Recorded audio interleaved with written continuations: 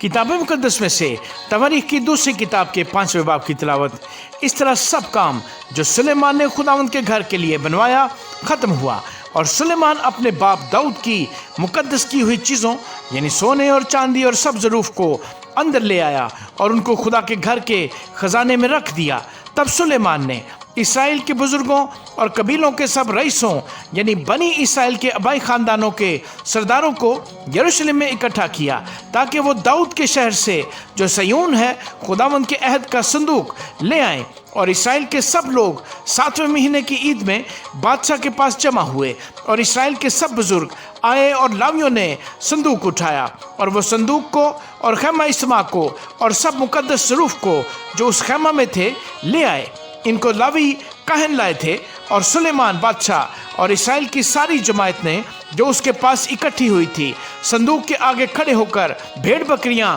और बैल ज़बह किए, ऐसा कि कसरत की वजह से उनका शुमारो हिसाब नहीं हो सकता था। और काहिनों ने खुदावंद के अहद के संदूक को उसकी जगह मस्कन की इल्हामगाह में जो पाकतरीन मकान है यानी करोबियों के बाजुओं के नीचे ला कर रखा, और करोबी अपने बाजू संदूक की जगह के ऊपर फैलाए हुए थे, और यूं करोबी संदूक और उसकी चोबों को ऊपर से ढांके हुए थे, और वो चोबें ऐसी लंबी थीं कि उनके सिरे संदूक से निकले हुए इल्हामगाह के आगे दिखाई देते थे, पर बाहर से नजर नहीं आते थे, और वो आज के दिन तक वही हैं। और उस संदूक में कुछ ना था सिवा पत्थर की उन 2 लोहों के जिनको मूसा ने हुर पर उसमें रखा था, जब खुदावंद ने बनी इसराइल से जिस वक्त वो मिस्र से निकले थे अहद बांधा। और ऐसा हुआ कि जब काहन पाक मकान से निकले, कि सब काहन जो हाजिर थे अपने को पाक करके आए थे और बारी बारी खिदमत नहीं करते थे, और लावी जो गाते थे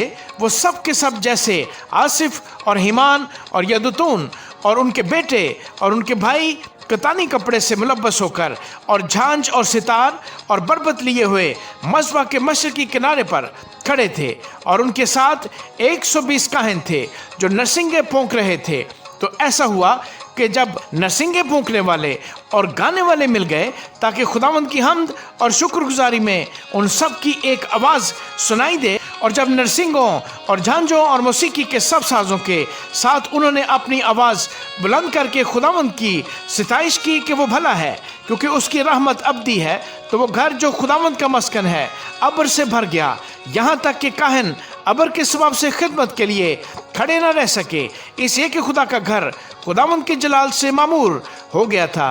आमीन।